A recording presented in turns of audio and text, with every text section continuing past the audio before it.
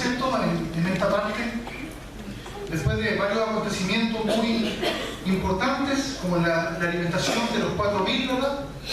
Jesús tiene un momento especial con sus discípulos, un momento más íntimo. Dios busca siempre esos momentos. Dios quiere tener tiempos de intimidad con nosotros, para poder ver nuestro corazón, y más que todo, para que nosotros mismos podamos conocer nuestro corazón, porque sin duda Él lo conoce. Dios en su omnisciencia todo lo conoce, todo lo sabe, ¿verdad? Aún dice que no está la palabra en nuestra boca y Él ya la conoce toda, ¿verdad? Por lo tanto, Él ya sabía lo que pensaban sus discípulos, pero era importante que quedara esto de manifiesto y también escrito para la postrimería, o sea, para nosotros, que podamos tener una clara comprensión de quién es Jesús, ¿verdad? ¿Por qué? Porque en estos tiempos existe mucha tergiversación respecto de quién es Cristo, probablemente. Usted puede verlo a tal punto que naciones que se confiesan cristianas hoy en día le dan las espaldas a la palabra de Dios y a lo que Dios mismo ha enseñado. Esta semana hemos podido ver, como ya en los Estados Unidos, ¿cierto?, se legalizó los matrimonios entre homosexuales a través de todo el país. Había muchos estados que se resistían, pero vino una ley mayor todavía que finalmente derribó incluso digamos, el poder que tenían ciertos estados para ellos no oficiar matrimonios entre homosexuales, pero finalmente todos tienen que sujetarse a esta ley. Así que se produce una gran contradicción. Una nación que se profesa cristiana, que según la estadística más del 75% de su población es protestante. No solamente cristiana católica, porque existen católicos en Estados Unidos, pero la mayoría de la población es evangélica, o sea, como nosotros. Y se produce esta contradicción de una nación que dice ser seguidora de Cristo, pero que realmente no le conoce. Y así está pasando con muchas naciones, también europeas, muchas naciones europeas, también protestantes, que fueron motor de todos estos movimientos que le dan la espalda a Dios. Es preocupante lo que está pasando en el mundo y sin duda es una alerta para nosotros de saber que estamos viviendo ya tiempos finales, ¿verdad? Así que es tiempo de estar alerta, es tiempo que la iglesia esté alerta, no con miedo, sino más bien velando, sabiendo que la venida del Señor es algo inminente. Así que debemos estar preparados día tras día, sabiendo que el Señor en cualquier momento veremos los cielos abiertos. Así es. Ojalá que esto no nos sorprenda, sino que podamos en ese momento decir un aleluya, decir un gloria a Dios, y que nuestro corazón se alegre de poder ver al Señor, porque eso es lo que esperamos, ¿verdad? Eso es lo que esperamos, ¿o no? Y luego, quizás nuestros sueños de acá de la tierra superan nuestras expectativas respecto de la venida del reino. A veces nos olvidamos de que esa es nuestra expectativa. Nosotros esperamos que Jesús venga pronto, ¿verdad? Eso esperamos, ¿verdad? Así que bendito sea el Señor por ello. En este momento de intimidad que Jesús tiene con sus discípulos, Él le hace una pregunta y les dice a ellos: ¿quién dicen los hombres que es el Hijo del Hombre? Es decir, Él estaba preguntando a sus discípulos: ¿qué es lo que ustedes han oído acerca de mí? ¿Qué dice la gente? Nosotros, no ustedes, ¿verdad? ¿Quién dicen ellos que soy yo? Y los discípulos responden, ¿verdad? Ellos dicen: unos dicen que tú eres Juan el Bautista, otros Elías, y otros dicen Jeremías o alguno de los profetas. Es decir, esto muestra claramente que la población o los que estaban fuera del círculo íntimo de Jesús estaban bastante confundidos. Muchos sabían que ya era el tiempo de la venida del Mesías, del Salvador del mundo. Aún los reyes y los gobernadores de ese tiempo sabían que venía un acontecimiento muy especial, ¿verdad? Por lo tanto, había inquietud de la población, había inquietud en el pueblo de Israel sobre todo. De hecho, la misma venida de Juan el Bautista, para ellos, muchos creían que Juan el Bautista era el Mesías, ¿verdad? Pero el mismo Juan el Bautista confesó que él no era, ¿verdad? Sino que él solamente era el que venía a preparar el camino del Señor. ¿Y cómo preparó el camino del Señor? Esa es una pregunta muy importante. Llamando a los hombres al arrepentimiento, ¿verdad?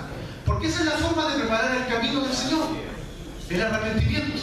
Es decir, el reconocer que somos pecadores delante de Dios y que necesitamos un Salvador. Reconocer que nuestros caminos no son muchas veces agradables delante de Dios. Pero la palabra arrepentimiento, como lo hemos dicho muchas veces, y que es necesario volver a recalcarlo, la palabra muestra claramente lo que significa el arrepentimiento. Porque muchas veces lo confundimos con remordimiento, que es una palabra muy cercana, muy parecida, pero que no tiene un mismo significado. El remordimiento es más bien sentir dolor por las acciones erradas que hemos cometido. Y muchas veces nos sentimos así, ¿verdad? Nuestra propia conciencia nos acusa cuando hemos obrado mal. ¿Le pasa a usted? A mí también muchas veces me pasa. Cuando me equivoco en mi forma de hablar, o en mi forma de actuar, o en mis propios pensamientos, muchas veces me siento dolido por lo que he hecho. Pero eso no significa que me arrepienta. Eso solamente, como le digo, es un dolor o tal vez un reconocimiento. Pero la palabra arrepentimiento, tal como lo manifiesta en el Nuevo Testamento, que fue escrito en griego, deriva de la palabra que es metanoia. La palabra metanoia es una palabra compuesta. Meta y noia, que significa un cambio de mente. Eso significa la palabra metanoia. Por tanto, Dios nos llama a un cambio de mente o un cambio de actitud. Eso es lo que Dios demanda de nosotros, un cambio de actitud. No solamente el venir siempre a reconocer que estamos mal, sino que el querer cambiar nuestros caminos, ¿verdad? Y eso es lo que Dios le agrada cuando hay genuino arrepentimiento. Por tanto, Juan el Bautista predicó el arrepentimiento. Y no solamente el arrepentimiento, sino que él dijo: arrepentidos y convertidos. ¿Por qué dice? Porque el reino de los cielos se ha acercado. Entonces es importante que nosotros podamos ver ese proceso, arrepentirse. Es decir, dejar los malos caminos, dejar aquellas cosas que sabemos que no agradan a Dios y que no nos hacen bien. Y después dice, convertirnos. Es decir, como lo explicaba alguna vez un predicador, no podemos vaciarnos de nuestra antigua vida, si no la llenamos con una vida nueva. ¿Me entiende lo que estoy diciendo? Entonces, si usted deja a sus antiguos amigos, es algo que a mí me costó mucho, porque yo tenía muchos amigos en el mundo, estaba pegado a las costumbres del mundo, fui un hombre que vivió muchos años en el mundo, por tanto mi vida estaba llena de las costumbres del mundo. Entonces, cuando vine a Dios, naturalmente reconocí mi condición de pecador, de un hombre necesitado de Dios. Pero además de arrepentirme, necesité empezar a convertirme. Es decir, a cambiar mis pensamientos, a cambiar mis compañías, a cambiar mis amigos, todo empecé a cambiarlo. Eso no significa que dejé de saludar a mis amigos, ni mucho menos de decirle que ya hoy día soy un hombre cristiano. De hecho, me sigo relacionando con ellos, los quiero mucho porque son como hermanos para mí. Pero de igual forma, dejé las costumbres que ya no me hacían bien y que sin duda me apartaban de Dios. Pero no fue fácil dejarla. Tuve que empezar a llenarme de las cosas que Dios demandaba de mí. Entonces ese es el proceso de convertirse, el proceso de empezar a hacer aquellas cosas que le agradan a Dios. Entonces esa es la invitación que Dios nos hace. Muchas veces cuando no podemos dejar costumbres pecaminosas, porque muchas veces sirviendo al Señor tenemos también costumbres pecaminosas. Y para dejar esas costumbres pecaminosas debemos llenar nuestra vida con costumbres que sean santas, con costumbres que sean conforme al corazón de Dios. Así que esa es la invitación para nosotros, a arrepentirnos y a convertirnos, ¿verdad? Entonces, como decía, esa fue la misión de Juan el Bautista.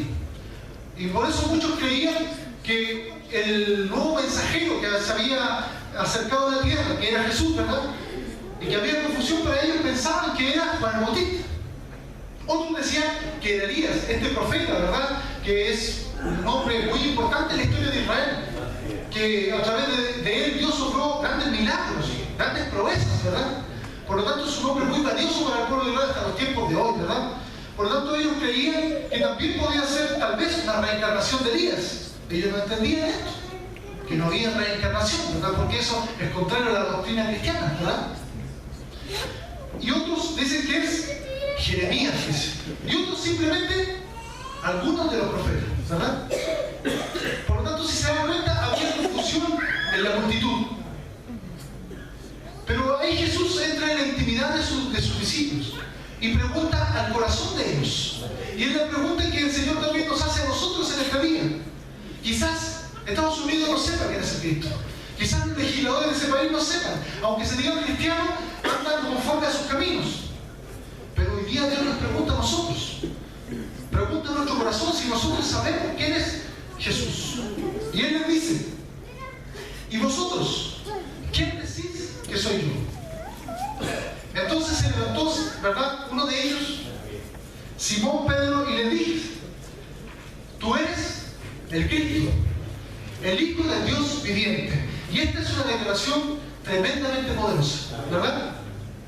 Decir que Jesús era el Cristo, la palabra Cristo es una palabra griega, ¿verdad?, que es la misma palabra Mesías, o Mesías en el hebreo, que significa el ungido de Dios, ¿verdad? Que era el que Dios había prometido desde el tiempo de la caída del hombre. En el huerto de Edén, Dios había prometido un Salvador, ¿verdad? Aquel que iba a libertar a su pueblo. Pero como muchos no habían estudiado bien las Escrituras o no las comprendían bien, tenían una imagen a veces tergiversada de lo que era realmente este Salvador. Y por eso Jesús también encara a los fariseos. Por eso ellos no creen que Él era el Cristo, que Él era el ungido de Dios. Porque Él les dice, conoceréis, dice, la verdad. Y la verdad os hará libres, ¿verdad? Y los fariseos le responden, ¿de qué libertad nos habla? Si nosotros siempre hemos sido hombres libres, nosotros nunca hemos sido esclavos. Nos estaban olvidando un poco de que ellos sí habían sido esclavos, ¿verdad? Años atrás en Egipto habían sido esclavos. Pero ya se sentían como hombres libres, porque a pesar de que en ese tiempo, ¿verdad?, en el tiempo de Jesucristo, Jerusalén misma estaba tomada por el pueblo romano, ¿verdad? Estaba gobernada por los romanos. Pero a pesar de ello, los mismos judíos, los mismos israelitas de su tiempo, no eran esclavos propiamente tal de los romanos. Por tanto, ellos decían, nosotros no somos un pueblo esclavo. Pero Jesús le muestra algo mucho más profundo, que es el corazón del hombre. Dice, y conoceréis, dice, la verdad, dice, y la verdad os hará libres, ¿verdad? Él habla de una esclavitud mucho más profunda. La esclavitud del corazón del hombre. La esclavitud del hombre que no puede hacer el bien. La esclavitud del hombre que no puede agradar a Dios. La esclavitud del hombre sin Dios. La esclavitud del hombre que no puede conocer a su Salvador. Y esa sin duda es una esclavitud mucho mayor. Una esclavitud que pareciera no ser visible, porque no se ven esas cadenas, pero sí muchas veces se ve en el rostro. Se ve esa esclavitud que muchos llevan. Y en la forma de vida sin duda que se manifiesta. Aquellos que son esclavos del pecado, que aun cuando saben que están haciendo lo incorrecto, no dejan sus malos caminos. Por tanto, Jesús viene a hablar de una libertad mucho más profunda, aquella que Él mismo hará en el corazón de los hombres. Por tanto, Jesús nos dice, y conoceréis la verdad, y la verdad os hará libres. ¿Vive usted como un hombre o una mujer libre? ¿Sabe lo que es la libertad? ¿Sabe lo que es la libertad? Es poder obrar en conformidad a la palabra de Dios. Eso es la libertad. Entonces, si usted puede hacer eso, entonces usted es un hombre y es una mujer libre. Y si no se siente así, ciertamente Jesús es un Salvador y es un libertador para nosotros, para nuestras vidas. Entonces, en esta declaración, este hombre simple, como es Simón, le dice, tú eres el Cristo, el Hijo del Dios viviente. O sea, tú eres el que viene del cielo, ¿verdad? Aquel que iba a salvar a la humanidad de su pecado. Entonces dice, Jesús le respondió, bienaventurado eres, Simón, hijo de Jonás, porque no te lo reveló carne ni sangre, sino mi Padre que está en los cielos. Y aquí usted ve cómo el Espíritu Santo ya está obrando en el corazón de los hombres. ¿Usted ha tenido la revelación de que Jesús es el Cristo? ¿Usted sabe que Jesús vino del cielo? ¿Usted sabe que Jesús puede libertar su vida? Amén. ¿Usted sabe que Jesús lo puede hacer un hombre libre, un hombre feliz, una mujer feliz? Amén. ¿Y vive como tal? ¿Vive como un hombre libre? ¿Vive como una mujer libre? ¿Como un hombre y una mujer feliz? Entonces es importante que podamos no solamente entenderlo esto con la mente, Amén. sino que podamos vivirlo. Es importante que podamos vivir como hombres y como mujeres libres. Y con esta revelación tremenda que el mismo Espíritu de Dios hizo a Simón, ¿verdad? Demostró que Jesús era el Cristo, el Hijo del Dios viviente. Amén. Entonces Jesús también le dice, y yo también te digo que tú eres Pedro, ¿verdad? Y sobre esta roca, dice, edificaré mi iglesia, y las puertas del Hades no prevalecerán contra ella. Y ahí Jesús comienza a revelar más misterios del reino, misterios maravillosos, como aquel que sobre la iglesia no prevalece la muerte, sobre aquellos que están en Cristo no morirán eternamente. El que cree en mí, dice Jesús, tiene vida eterna. ¿Usted entiende? ¿Entiende que tiene vida eterna? ¿Estás contento con ello? Se lo recuerda cada día y dice, Señor, gracias, porque tú me diste vida eterna. Porque yo estaba muerto en delitos y pecados, pero ahora sé que tú me diste vida eterna. ¿Usted lo puede decir con libertad? Amén, Señor. Entonces cada día recuerde que Dios nos dio vida eterna. Amén. Entonces las puertas del Hades, las puertas del infierno, las puertas de la muerte no pueden prevalecer contra ellos que han creído en Cristo. Y le dice, yo también te digo que tú eres Pedro, ¿verdad?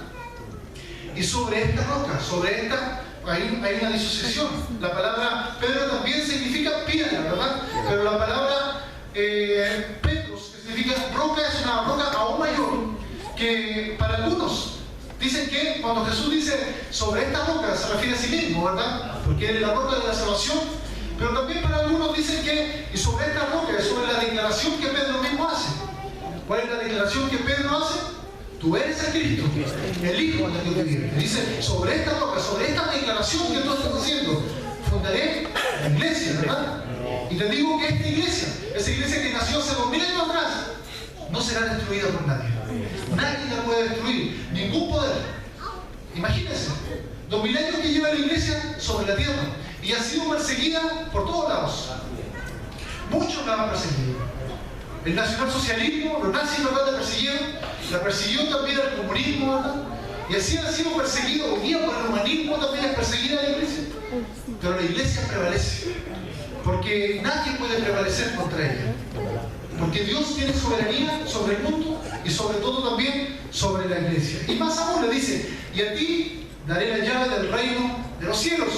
Para muchos, ellos creen que Pedro está en el cielo y él tiene la llave para entrar. Pero no, ¿verdad? Él está mostrando que Pedro será uno de los primeros anunciadores del Evangelio, uno de los primeros predicadores, ¿verdad?, del reino. Amén. Y Dios lo usó tremendamente. Muchos se convirtieron por causa de la palabra de que este simple varón, un hombre tonto, un pescador, pero Dios lo usó tremendamente, porque él le creyó a Dios. Entonces es bueno ver esta revelación que el Espíritu Santo le hace a este varón, a Pedro, ¿verdad? Como decía antes, es un hombre simple, un hombre tonto, impulsivo. Usted ve como a Pedro, ¿verdad? Si usted analiza la vida de Pedro, usted ve ese hombre rebelde muchas veces y un hombre que es del vulgo, un hombre común, como nosotros, ¿verdad? A este hombre Dios se la revela. O sea, el reino para nadie está cerrado. Para todos está abierto el reino de los cielos. Para quien lo quiera recibir, para quien quiera creer esta verdad, que Jesús es el Cristo, ¿verdad? Pero vemos aquí, ¿qué ve Jesús en este pescador? Primero dice, una actitud de reconocimiento de sus faltas. A pesar de que Pedro era un hombre tonto, a pesar de que era un hombre impulsivo, él siempre se humilló delante del Señor. De hecho, cuando lo conoció, ¿verdad? Y cuando obró ese milagro, Jesús, él le dijo que echara la red, ¿verdad? Habían estado pescando toda la noche y no habían logrado conseguir peces. Y venían enojados ya, ¿verdad? Y Jesús le dice que él se sube a la barca y le dice que vayan otra vez a la pesca. Pedro dice, ¿pero cómo? Si hemos pescado toda la noche y nosotros somos los expertos. No lo trata de esa forma, ¿verdad? Sino que obedece también y va. Y Jesús le dice que eche la red.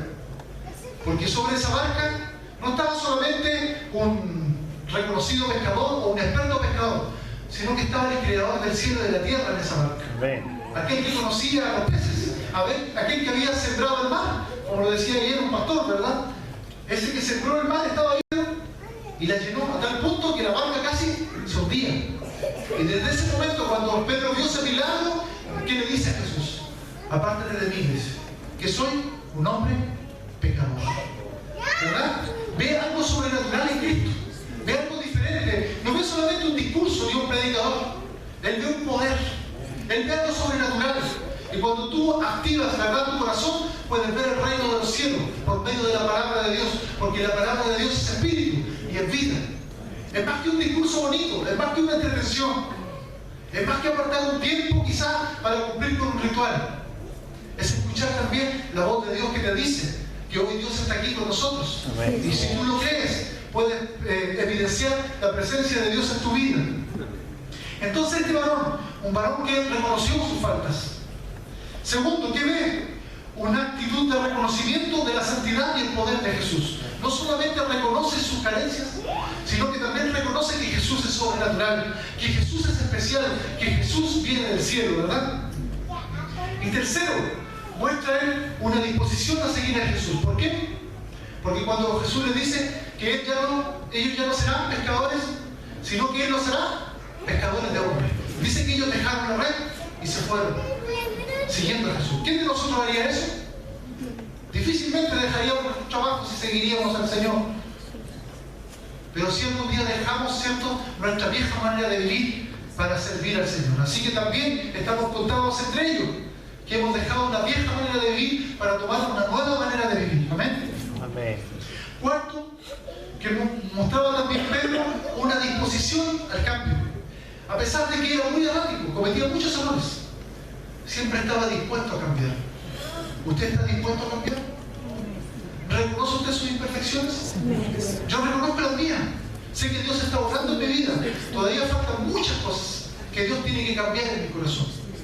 Pero si hay algo que quiero tener siempre, es un espíritu quebrantado. Y le digo, y esa oración, le digo, Señor, haz que yo tenga un espíritu quebrantado, un espíritu humilde, para poder oír tu voz. Porque yo sé que el arrogante y el soberbio, tú no lo oyes. Lo mira el Señor desde lejos. Así que podamos tener un corazón siempre humilde, un corazón siempre dispuesto a confesar que necesitamos de Dios. Quinto, también Jesús ve una fe pequeña. Una fe pequeña, ¿verdad? La de Pedro. Pero puesta en práctica. La fe de Pedro estaba puesta en práctica, que permite que la mano de Dios se mueva. Esa fe que cuando iba en la barca y ellos vieron a Jesús, ¿verdad? Ellos creían que era un fantasma, lo vieron caminando sobre las aguas. Pedro le pregunta, si eres tú, entonces haz que yo pueda ir a ti caminando sobre las aguas. Y él, a pesar de que era oscuro y que no veía nada, se lanzó y caminó sobre las aguas. Vivió cosas sobrenaturales. Aquel que le cree al Señor y se lanza a seguir la voz de Dios, verá y vivirá cosas sobrenaturales. Y a pesar de que se comenzó a hundir, ¿verdad? Porque le faltó fe. Jesús mismo lo dijo, que le faltó fe. Pero a pesar de ello, se movió y creyó al Señor. Y a pesar de esa pequeña fe, Dios se movió en él. Se movió en su vida y lógicamente mucho más después. Y sexto, un corazón sencillo y honesto. Pedro tenía ese corazón. Un corazón de un hombre sencillo. Aquel que no buscaba las cosas de la tierra, sino que entendía que las cosas del cielo son mucho mayores. ¿Estamos en ese corazón? ¿Estamos sintonizados con el corazón de Jesús? Aquel que no tenía donde recostar su cabeza. ¿Estamos viviendo como Pablo? Aquel que decía que teniendo donde recostar su cabeza y teniendo comida y abrigo, él era un hombre gozoso. O nosotros, si no tenemos un montón de cosas, o lo último que está saliendo en la tecnología, ¿no nos sentimos ya dichosos y felices? Podamos buscar ese corazón, un corazón sencillo, un corazón honesto, que busca a Dios. Amén. Que entiende que lo de Dios es mucho mayor que lo de la tierra. Amén. Entonces dice el versículo 19, y a ti te daré las llaves del reino de los cielos, y todo lo que atares en la tierra será atado en los cielos, y todo lo que desatares en la tierra será desatado en los cielos. Amén. Le dio poder a la iglesia, y hay poder también en aquellos que han creído en Jesús y aquellos que sirven al Señor. Amén. Hay poder para atar y para desatar. Es conveniente que desatemos bendiciones. Es conveniente que bendigamos, ¿verdad? Que tengamos siempre una palabra de bendición, una palabra de fe, porque en nuestra boca hay poder. Amén. Les voy a pedir que se pongan de pie.